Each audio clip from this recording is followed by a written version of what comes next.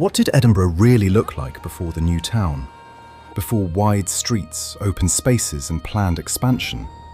And what did it feel like to live in a city shaped by defence, crowding and centuries of pressure?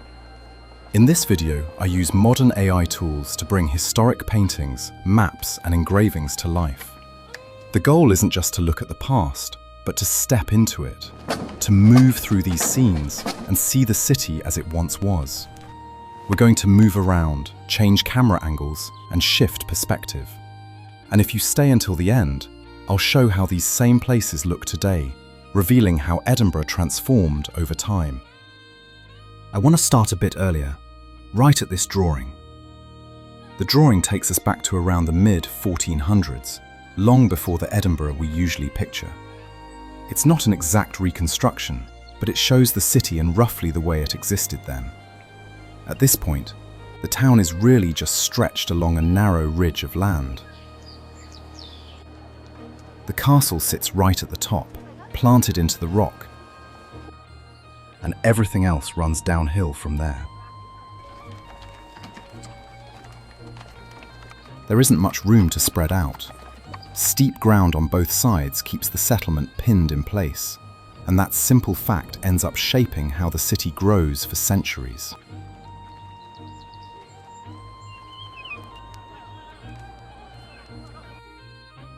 This view looks at Edinburgh from the south in the mid-1600s. The city itself is still tightly packed along the ridge. The old town clings to the high ground, dense and dark, with most life compressed into a narrow strip of land. Around it, everything opens up. Once you're past the buildings, it's mostly fields, slopes and open ground, with very little built beyond the city's edge. Edinburgh hasn't spread outward yet. It's building upward instead. And by the 1700s, that pressure will shape daily life in ways that are hard to miss. When you look out over Edinburgh like this, your eye always ends up here. It's worth slowing down and focusing on the castle, because for centuries, it's been the centre of power in the city. For much of its history, Edinburgh Castle is defined by its position. It sits high above the city, built directly into the rock, more a continuation of the landscape than something placed on top of it. From the outside, it's meant to be seen from a distance, solid, elevated, and difficult to approach. Over time, the castle remains dominant, but the world around it starts to change. The city grows closer, movement gathers at its base, and the fortress becomes a constant presence in everyday life, not just a military one. Edinburgh Castle took shape as a royal fortress in the 11th century, likely under Malcolm III, then King of Scots, built to command the rock and defend the growing settlement below. Whoever controlled this rock controlled the city below it. For centuries, Edinburgh Castle sat at the centre of Scotland's political and military struggles. By the time we reached the 1700s, the castle was already hundreds of years old. It had been besieged, damaged, rebuilt, and fought over repeatedly, changing hands more often than almost any other place in Scotland. For most of the people who lived here, the castle meant routine, guard duty, maintenance, and a lot of waiting. Important history happened here, of course, but most days were probably just very long and very dull. And when you finally move inside the walls, the perspective shifts. The height and scale fall away, replaced by enclosed spaces where the castle isn't just a symbol, but a place where people lived, worked, and exercised power from within. If the Union flag looks a little off to you, you're not imagining it. This is what it looked like before Ireland was represented, back when the Union only reflected England and Scotland.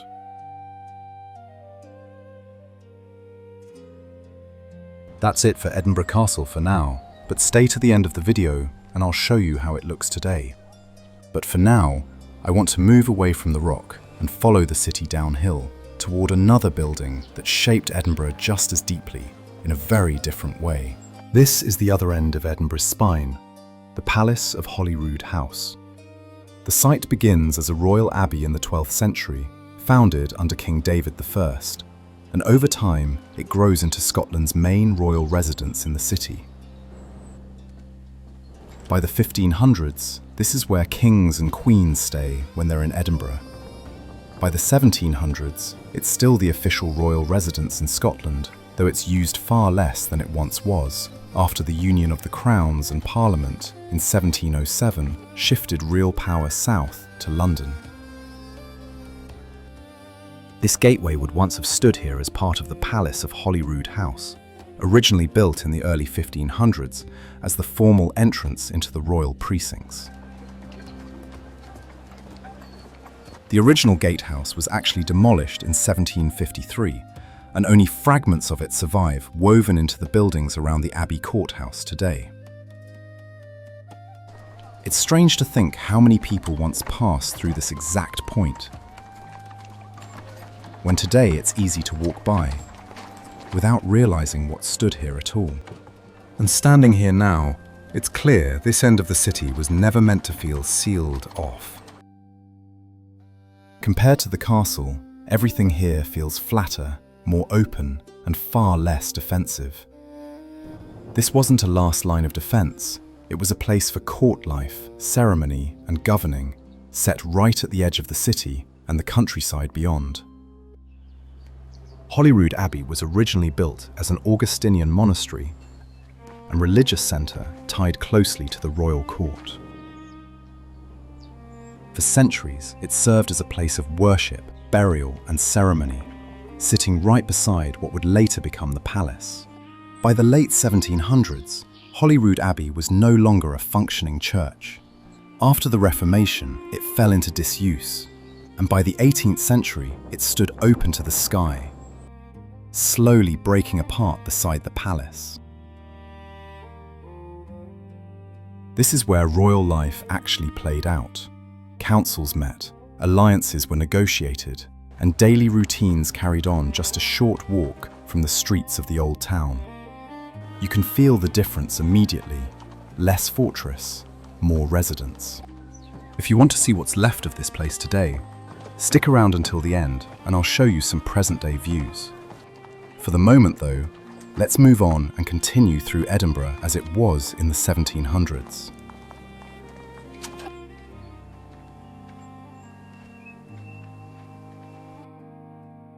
This is a late 17th century north-facing view of Edinburgh, showing the city stretched along its ridge, with the castle anchoring the skyline above it. From this angle, you really see how tightly packed the old town was, and how abruptly the city drops away on either side.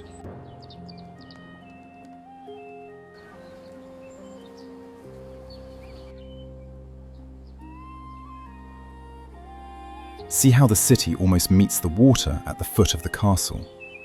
That relationship is unusual, and it turns out to be one of the most important details in this view.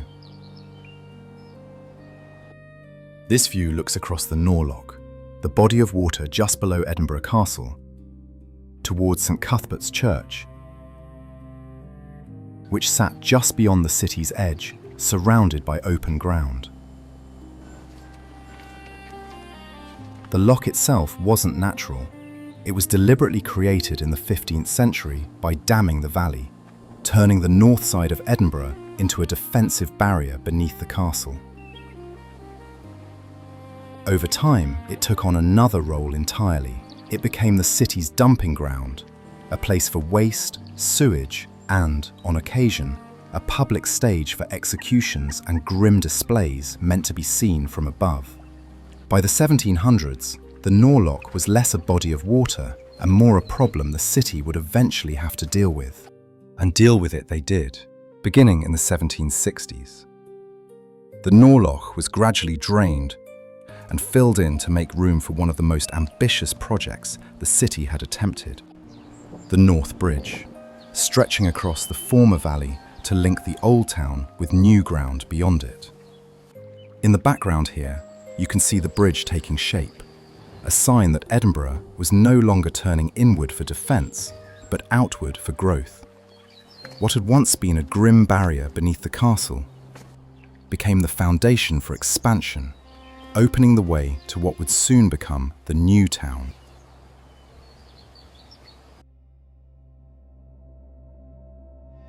Now that I think about it, there's something impressive about the scale of it.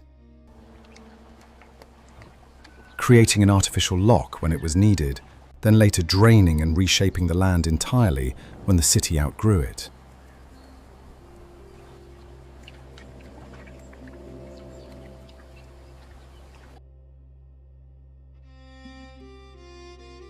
Coming back to this earlier view, it's striking how central the Nor Loch once was to Edinburgh's shape and identity. What began as a defensive barrier beneath the castle later became a problem to solve, and eventually a space to reclaim. It's a reminder that Edinburgh didn't just grow over time, it kept reinventing itself.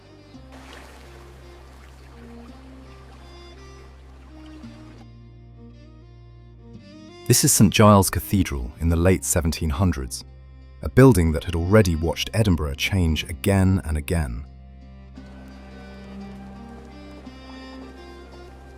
By this point, it was far more than a church. It was a place where sermons could spark unrest, where political ideas were shaped, and where the city gathered in moments of tension as much as in moments of faith. What's striking is how closely everyday life pressed up against it. Homes and shops sit right against the walls, people moving in and out as part of their daily routines. St Giles's wasn't set apart or protected. It stood right in the flow of the city, absorbing its noise, its arguments, and its rhythms. Notice the statue standing in front of St Giles's here. It depicts King Charles II, restored to the throne after years of civil war, and placed in this space as a clear signal that royal authority had returned to Scotland. By the time of this view, in the late 1700s, the statue had already been standing for well over a century. Even in a city shaped by religion and reform, the presence of the crown was meant to be seen, right at the heart of public life.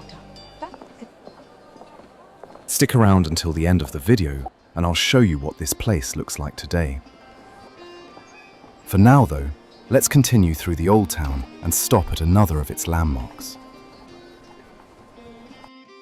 Right on the spine of Edinburgh, the Royal Mile, then more commonly known as the High Street, the main artery of the Old Town that runs downhill from Edinburgh Castle to Holyrood Palace, linking the city's two great seats of power, stands the Tron Kirk.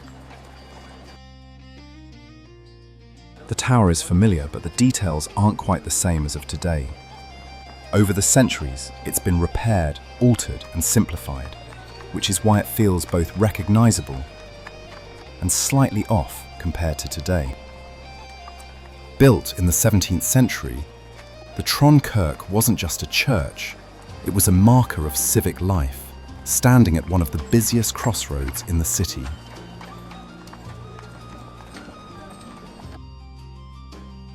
This stretch of street was always loud and crowded.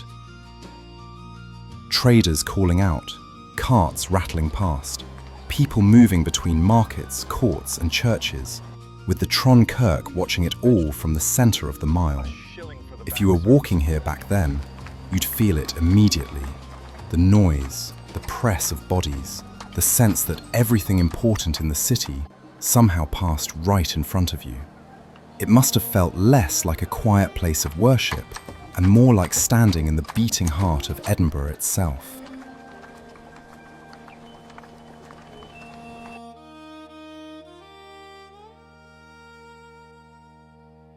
This first view looks toward the south side of Edinburgh Castle, where the rock drops away sharply into open ground.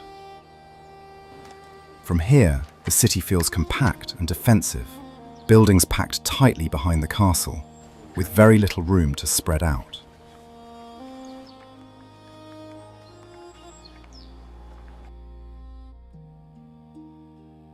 But when we shift to the westward view, the feeling changes. The land opens up, the slopes soften, and Edinburgh starts to feel less like a fortress and more like a city on the edge of expansion. It's the same castle, but where you stand completely changes how the city reveals itself.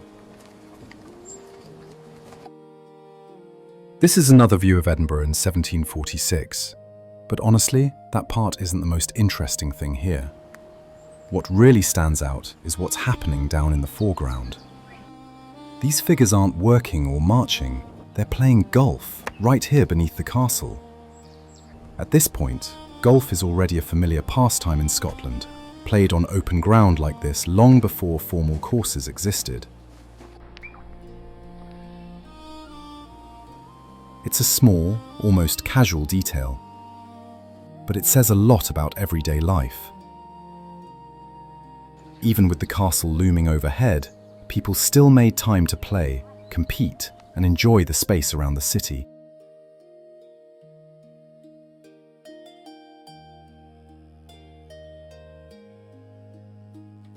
This is Heriot's Hospital, seen from the south, one of the most striking buildings in Edinburgh at the time.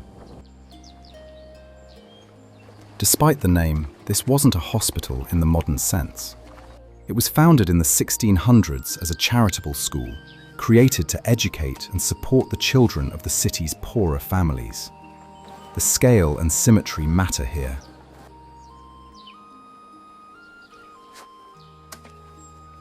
This was meant to be a statement, showing that learning and discipline were seen as just as important as defense or religion.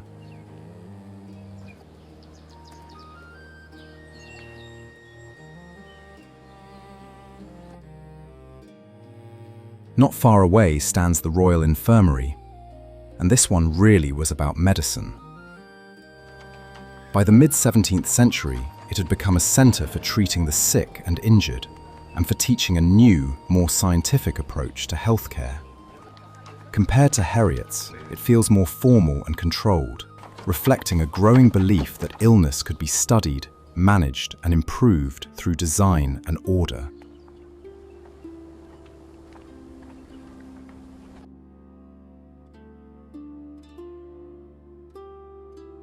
This is the Netherbow Port, just before it was taken down in 1764. For centuries, this gate marked the eastern edge of Edinburgh's Old Town.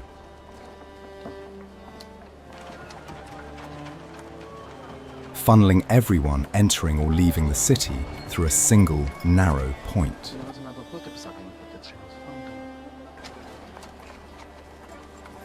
Standing here at this moment, you're looking at the end of medieval Edinburgh. A city that had lived behind walls for hundreds of years, about to open itself up for good. This is the Old Tolbooth of Edinburgh, standing right in the middle of the High Street.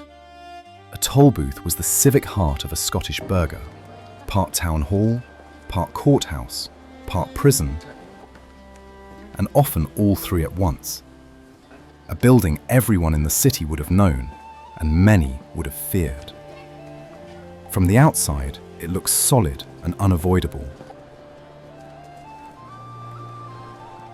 Sitting directly in the flow of daily life, reminding passers-by that law, punishment, and authority were never far away.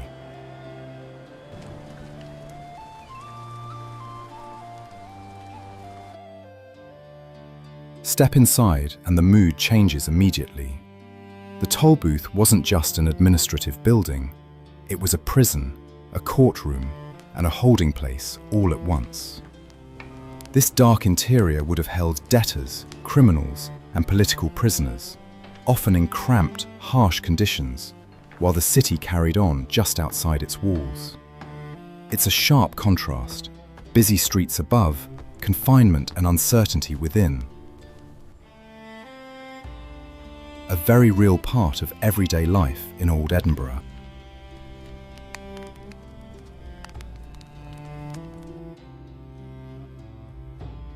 Just before we look and compare how the city looks today, I want to stop here, on the High Street, what we now call the Royal Mile.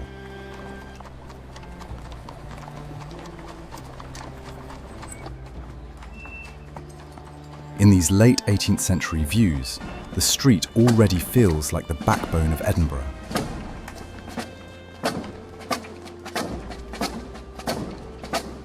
Tall tenements packed tightly together, carts and horses moving through the centre, people gathering, trading, arguing, living their daily lives almost on top of one another.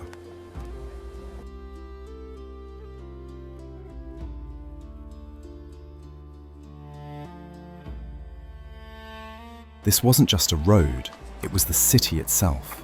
A long, busy corridor where politics, commerce, punishment, and celebration all shared the same narrow space. And with that in mind, we're finally ready to jump forward and see just how much of this city has changed and how much is still unmistakably the same. Since the 1700s, Edinburgh Castle has been heavily rebuilt and reshaped, leaving it looking very different from the past. Today, it survives as Scotland's most powerful historic symbol. What's remarkable about this courtyard is how little it has changed. The layout and surrounding stone buildings are largely the same as they were in the 1700s, with repairs rather than major rebuilding. It's one of the few places in the castle where the past still feels physically intact. Since the 1700s, Holyrood Palace has survived as Scotland's official royal residence, while the abbey beside it fell into ruin.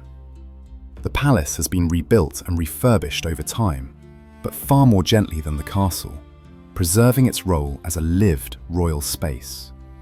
Today, it's still used by the British royal family when they're in Scotland. Since the 1700s, St Giles Cathedral has been altered and restored many times, reflecting changing ideas about worship and the city itself. Today, it remains Edinburgh's principal church and one of its strongest links to the old town's past. Since the 1700s, St Cuthbert's Church has been rebuilt and expanded several times, adapting as the city around it changed. Today, it remains an active parish church, still sitting quietly beneath the castle. The Nor Loch was completely drained in the early 1800s, erasing what had once been one of Edinburgh's defining features, making way for the North Bridge, which today still carries traffic between the Old Town and the New Town. Today, Nor Loch lives on as Princes Street Gardens at the foot of the castle.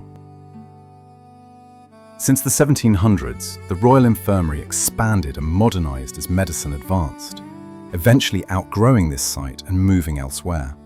The original buildings didn't disappear completely. Much of this area is now part of the University of Edinburgh, still tied to teaching and learning. Since the 1700s, Heriot's Hospital continued its role as a charitable school, adapting to changing ideas about education rather than medicine. Today, it survives as George Heriot School, still using the same buildings for learning. The Tron Kirk has changed far more than many of the places we've seen. Since the 1700s, its interior was stripped out and rebuilt multiple times, and today only the tower and outer shell remain. Unlike the tightly packed buildings around it, the Kirk now stands alone, a rare open break in the dense spine of the Royal Mile. The High Street still follows the same uphill line toward the castle as it did in the 1700s. The climb, the slope, and the sense of direction haven't changed, even though almost everything built along it has. Edinburgh is a city shaped by layers rather than replacement. Instead of wiping the slate clean, each generation built on what was already here, leaving traces of different centuries pressed together. That's why the past never feels far away. It's still part of the city's everyday shape. Thanks so much for watching. Let me know in the comments what city or scene you'd like to see next, and feel free to share any constructive feedback. Until next time, cheers.